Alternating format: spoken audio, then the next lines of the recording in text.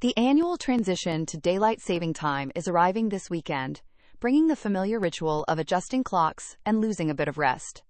At 2 a.m. on Sunday, March 8, 2026, most Americans will spring forward by 1 hour, marking the beginning of a period characterized by later sunsets and shorter mornings. Preparing for the time change. While modern technology often updates automatically, many household appliances and analog watches still require a manual adjustment. Experts suggest setting clocks forward before going to bed on Saturday night to avoid confusion on Sunday morning.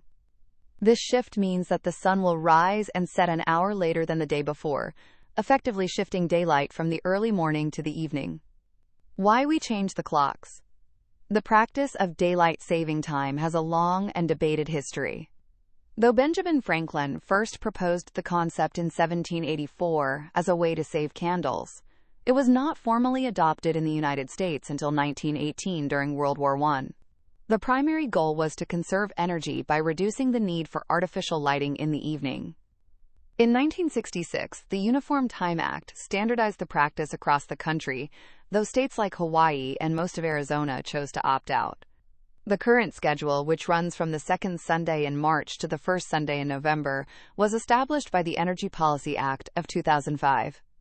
Today, proponents argue the extra evening light encourages outdoor activity and helps the economy, while critics point out that the energy savings are often minimal in the modern era of air conditioning.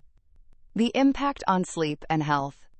The most immediate consequence of springing forward is the loss of 1 hour of sleep. While 60 minutes may seem insignificant, sleep experts warn that it can disrupt the body's internal circadian rhythm.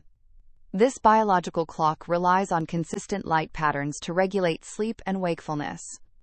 Research has shown that the sudden shift can lead to several days of grogginess and decreased alertness. Some studies have even identified a temporary uptick in heart attacks, strokes, and traffic accidents in the days immediately following the spring transition. Health organizations like the American Academy of Sleep Medicine have advocated for a permanent shift to standard time, arguing it aligns better with human biology. The debate over permanent time. The frustration surrounding the biannual clock change has led to numerous legislative efforts. Since 2015, dozens of states have considered or passed measures to end the practice. However, federal law currently allows states to remain on standard time year-round, but prevents them from adopting permanent daylight saving time without an act of Congress. While the Sunshine Protection Act has seen some movement in Washington, a final decision on making the change permanent has yet to be reached.